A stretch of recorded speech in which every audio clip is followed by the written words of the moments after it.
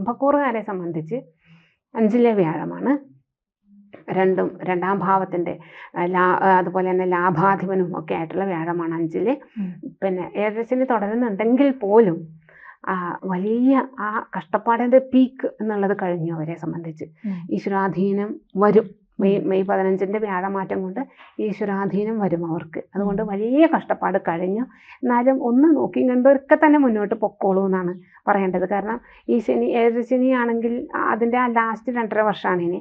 മീനരാശിയിലായതുകൊണ്ട് മാത്രമാണ് നമ്മൾ ആ ശനിയെ വെറുതെ വിടുന്നത്, വലിയ കുഴപ്പമുണ്ടാക്കില്ല എന്ന് വിചാരിക്കുന്നത്. എങ്കിൽ വ്യാഴത്തിൻ്റെ ആനുകൂല്യം കൂടി ഉള്ളത് കൊണ്ട് ഇനി ഒരു നഷ്ടത്തിൻ്റെ കണക്ക് ഇനി അവർക്ക് പറയേണ്ടി വരില്ല.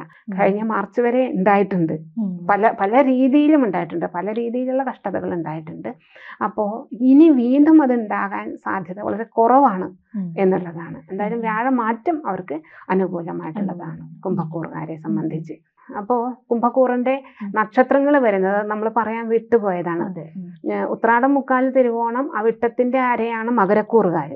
അപ്പോൾ അവിട്ടത്തിന്റെ ബാക്കി ഭാഗം ചതയം, പൂരോരുട്ടാതിയുടെ മുക്കാൽ ഭാഗവുമാണ് കുംഭക്കൂറുകാരുടെ വരുന്നത്. ജ്യോതിഷമോ വാസ്തുവോ പൂജയോ നിങ്ങൾക്ക് ആവശ്യമുണ്ടോ? താഴെ കാണുന്ന നമ്പറിൽ വാട്സപ്പ് ചെയ്യൂ. നിങ്ങൾ ചെയ്യേണ്ടത് ഇത്രമാത്രം: താഴെ കാണുന്ന നമ്പർ നിങ്ങളുടെ മൊബൈലിൽ സേവ് ചെയ്യൂ. അതിനുശേഷം ഞങ്ങളുടെ നമ്പറിലേക്ക് വാട്സപ്പിലേക്ക് ഹായ് അയക്കൂ. ജ്യോതിഷ സംബന്ധമായ എല്ലാ ആവശ്യങ്ങൾക്കും ABC മലയാളം നിങ്ങളോടൊപ്പമുണ്ട്. സമ്പൂർണ്ണ ജാതകം, സാധാരണ ജാതകമല്ല, സമ്പൂർണ്ണ ജാതകം. 75 പേജുകളടങ്ങിയ സമ്പൂർണ്ണ ജാതകം 250 രൂപയ്ക്ക് നിങ്ങളുടെ കൈകളിലേക്ക്.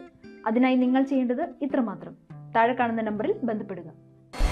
ജ്യോതിഷവുമായി ബന്ധപ്പെട്ട എല്ലാ വിശേഷങ്ങളും നിങ്ങളിലേക്കെത്താൻ ABC ജ്യോതിഷം സബ്സ്ക്രൈബ് ചെയ്യുക.